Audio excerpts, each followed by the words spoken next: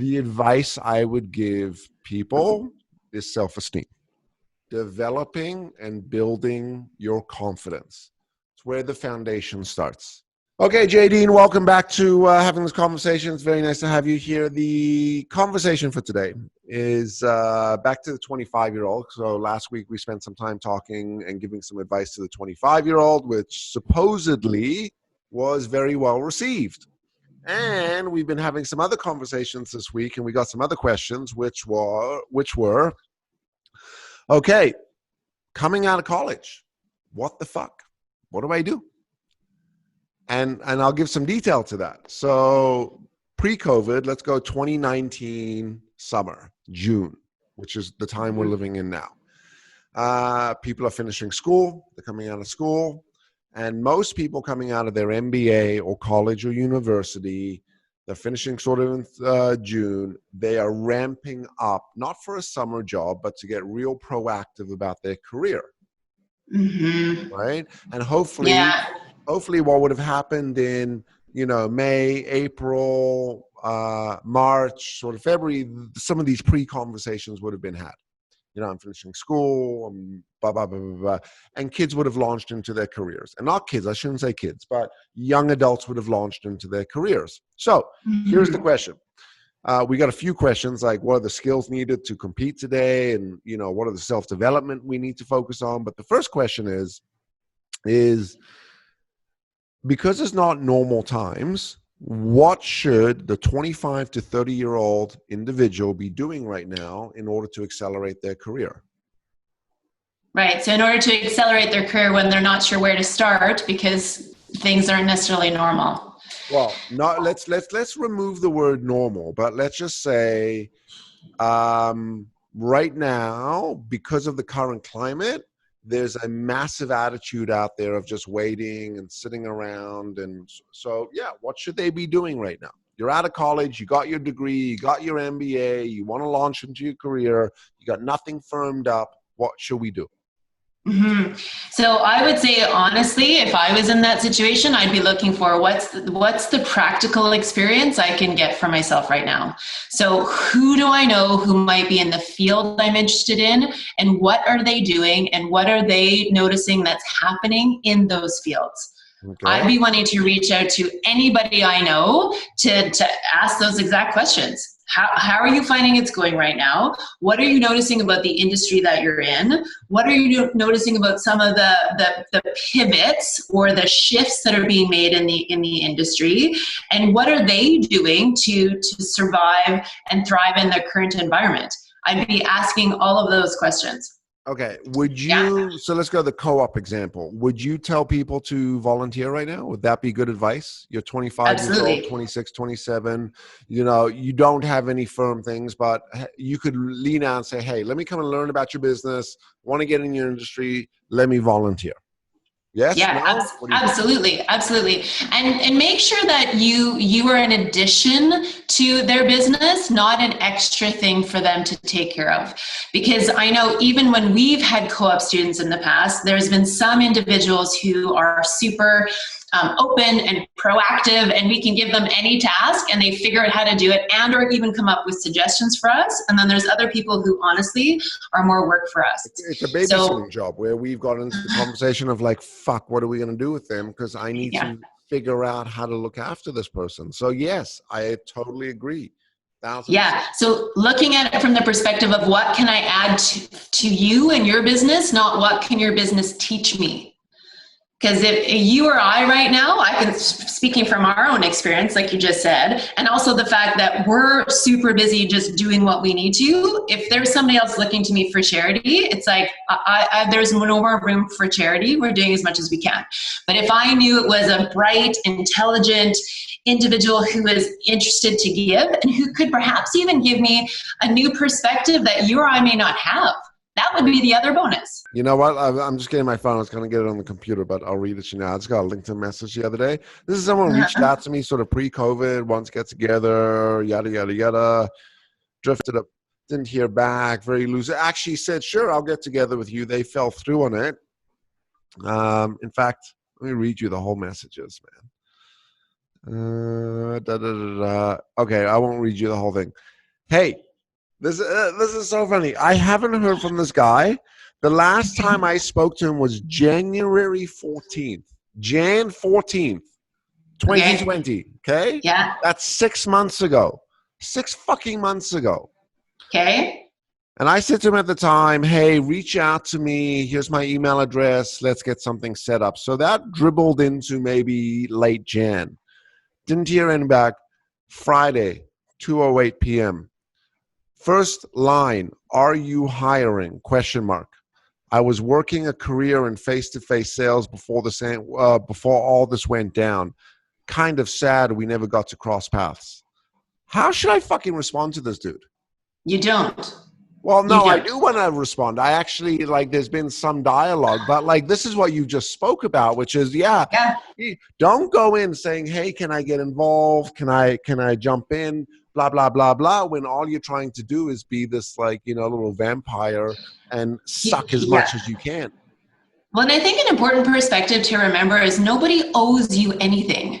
So as much as you may feel like, and fair enough, it is super unfair that the world is falling apart as we know it. And I can understand the despair about, holy crap, now what do I do?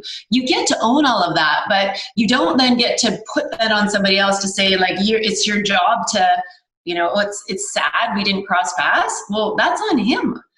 Right. So it's funny that you said that. I booked a meeting with him and he canceled. Well, and I've had the same experience.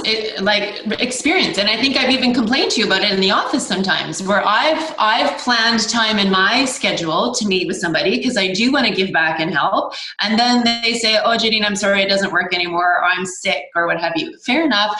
Everybody gets to be sick every now and again. But I have to tell you, if you're sick on the first meeting that we had scheduled, you better freaking make it up to me on the end. You better chase me to say, look, I'm so sorry it didn't work out.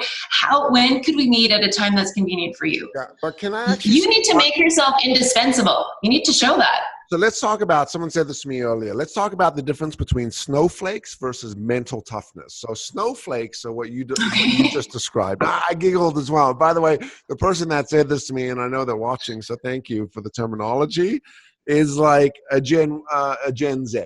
So I was like, okay, cool. I was like, is that the terminology? You like snowflake versus mental toughness? So snowflake versus mental toughness. What's a snowflake? So a snowflake is what you just described. Oh, I'm feeling a little sick. I've got a little sniffle here. Right? Okay. I think I'm going to have to go ahead and reschedule my meeting. And I remember back in my day being deathly ill and walking into the room or walking into the meeting or walking into the interview, being hungover as shit to the point that like you're almost still drunk the next day because you drank so much the night before, like where you couldn't say, but hey, you had to be there at 10 a.m. You had to be there at 2 p.m. You showed the fuck up. So what's the difference between a snowflake and someone who has mental toughness? The snowflake says, I have a sniffle, or life really sucks right now, or I'm inheriting the world, or this is unfair. Someone who's mentally tough is sitting here saying, you know what? Shit's really fucked up. I'm going to go volunteer. I'm going to go co-op. I'm going to go get involved. I'm going to go deliver. I'm going to make that phone call. I'm going to do that online course. I'm going to do self-development. I'm going to do professional development. I'm going to build myself up. Yeah, and I'm going to make sure I have the most relative and relevant practical experience that I can, so that when companies are hiring and they're choosing between all of us who have the same degree and me who's actually formed a relationship and has some practical experience, the company's going to hire that person. So what do you think are some of those developments they should be going over? Like if you were giving advice to someone right now and saying like, hi, here's some stuff you should be learning. Here's some of the skills you should be developing. What would they be?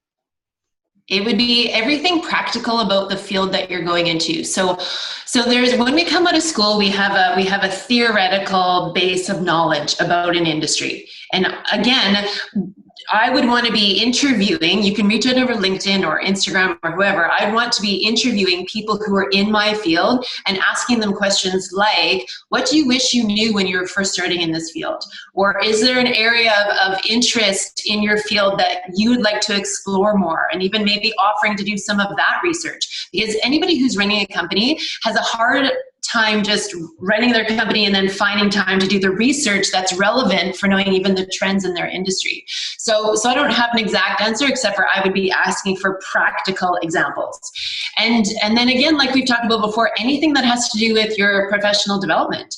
Because again, when people are looking to hire, what we know is that the trends we've seen in business right now is humility, connection, ability to interact with people are even vastly more important than they were before.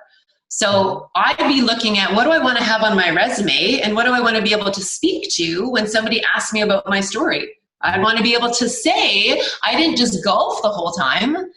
I actually showed up. I made myself indispensable in these ways. First impressions are really, really important. And we know that intuitively, but honestly, if you're going to be trying to connect with somebody who's even in our generation, we, as Gen X's, we were those people who were taught to show up, even if you were hungover.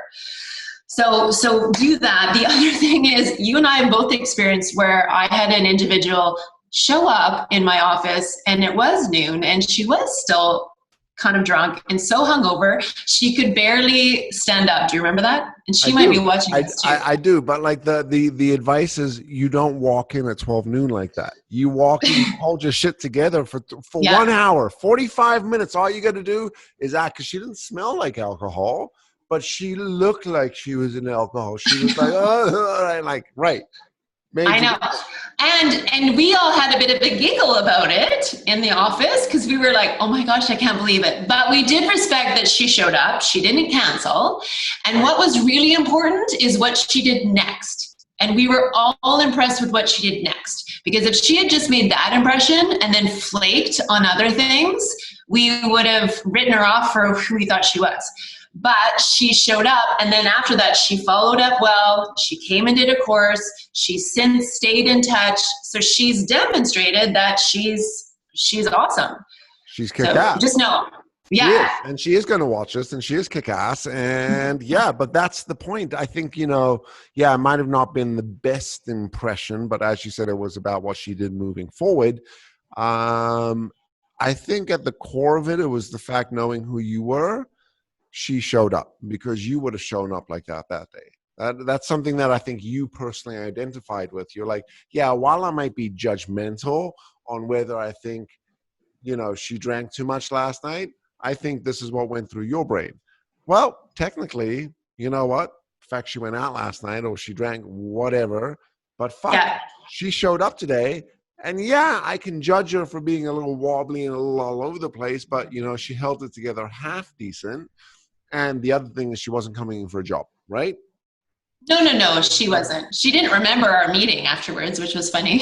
Oh, she's like, no. She's like, can you go over that again? But anyway, yeah, she is awesome. Right. Okay, so let me flip the question to you. So from your business owner, so if somebody was wanting to get a co-op with you or ask you questions or asking your advice on this same question, what should they do? What do you say to them? Okay, so I think the question that is, what are the skills needed for what advice would I give someone? Like, what would I say as per the skills? Not to change your question. I just want to answer that question. That's the question I want to answer. So let me ask that again. So Greg, what are the skills that you feel people need to have in order to position themselves in the best possible way if they're coming out of college or university? Okay, you know what? Excellent question, JD. And you know what? that is an excellent question. All jokes aside, I think so. Resilience, grit, communication skills, humility, vulnerability, emotional intelligence. I wanted to say emotional intelligence, but emotional intelligence it's deep. There's many aspects to emotional intelligence, but if there's one thing I would give someone, one piece of advice that I would give someone now between the ages of 25 to 35, is you do whatever you need to do to build your self-esteem. And what that starts to say is things like, what's going to build your self-esteem? Growing, developing, learning, volunteering, exposing yourself, taking stuff on, taking the risk, taking the chance, making the phone call, sending the email. It's all that. Yeah. stuff that builds the confidence. And it is through that confidence, through that. And I want to be very clear on what I'm saying. I'm not saying you need to be confident.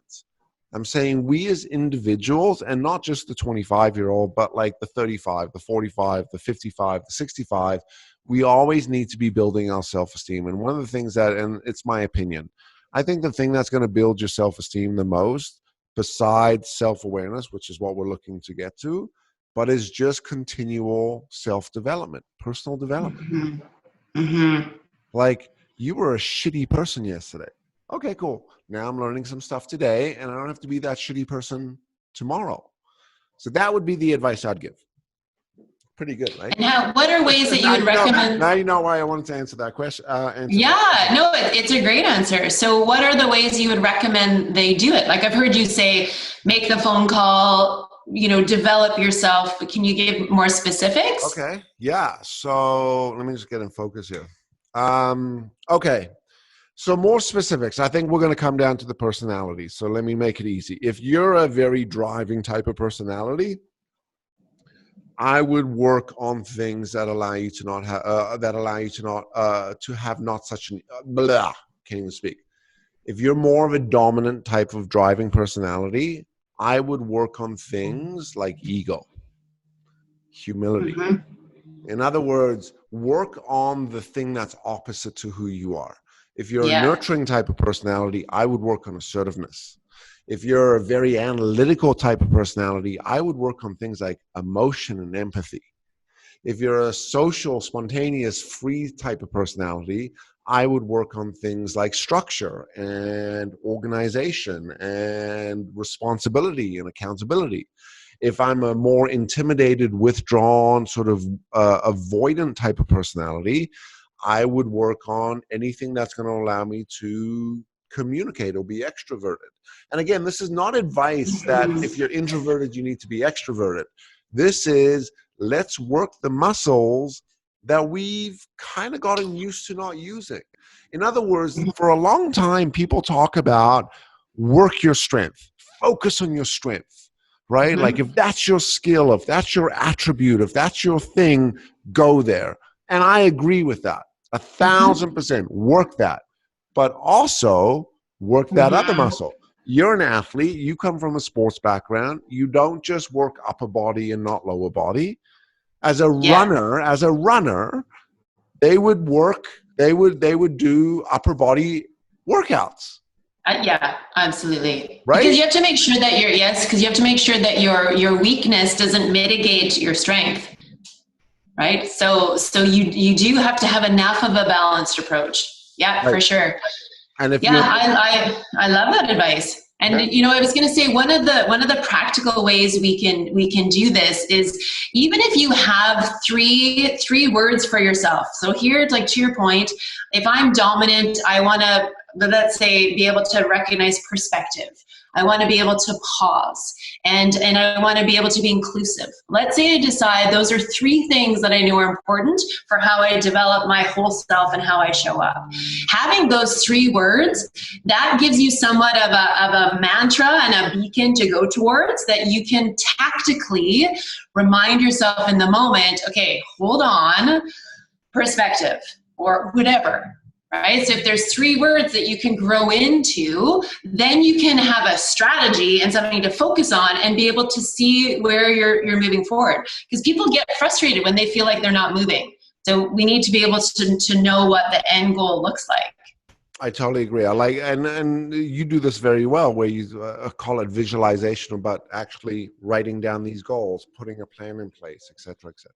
Okay. Yeah, and the tactical component of it, I'm trying to do it with my kids, in terms of because I have one son who's very active, so I'm trying to teach him the pause, right? So, they like some of the things I do with them, and then other times they're like, "Oh God, Mom."